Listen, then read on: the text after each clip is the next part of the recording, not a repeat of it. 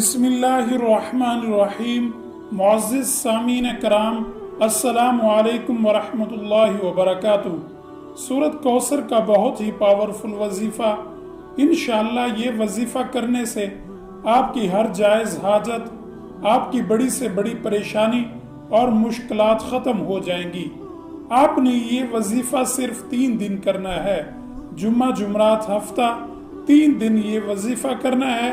تو جانتے ہیں کہ اس وظیفے کو کس طرح کرنا ہے اور اس سورت کو کتنی بار پڑھنا ہے اور اس کو کس ٹائم پڑھنا ہے۔ تو آپ اس ویڈیو کو آخر تک لازمی دیکھیں۔ اس سے پہلے اگر آپ نے ابھی تک ہمارے چینل معجزاتی وظائف کو سبسکرائب نہیں کیا تو پہلے اسے سبسکرائب کر لیں اور ساتھ لگی گھنٹی کے نشان پر ضرور کلک کریں تاکہ ہماری نئی ویڈیوز کی اپڈیٹ سب سے پہلے آپ کو مل سکے۔ تو چلیے شروع کرتے ہیں۔ اس وظیفے کو شروع کرنے سے پہلے درود شریف لازمی پڑھیں۔ اس کے بعد آپ نے سورۃ کوثر پڑھنی ہے۔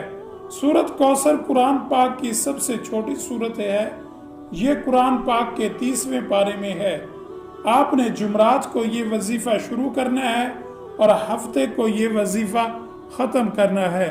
3 دن آپ نے یہ وظیفہ کرنا ہے۔ جمعرات کے دن آپ نے نماز فجر کے بعد ایک بار درود شریف پڑھنے کے بعد آپ نے 133 دفعہ سورۃ کوثر پڑھنی ہے۔ آخر میں ایک بار پھر درود شریف پڑھنا ہے، پھر اسی طرح نماز عصر پڑھ کے اس وظیفے کو کرنا ہے اور درود شریف بھی پڑھنا ہے۔ اسی طرح آپ نے نماز عشاء کے بعد بھی اسی روٹین سے یہ وظیفہ کرنا ہے۔ اسی طرح 3 دن تک آپ نے یہ وظیفہ مسلسل کرنا ہے۔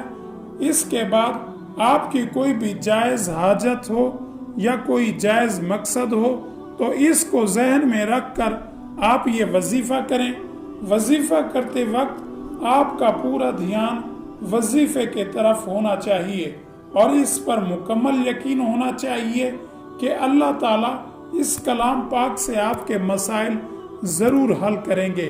انشاءاللہ اس وظیفے کو کرنے کے بعد آپ کی اللہ تعالیٰ سے مانگی گئی ہر جائز دعا قبول ہوگی۔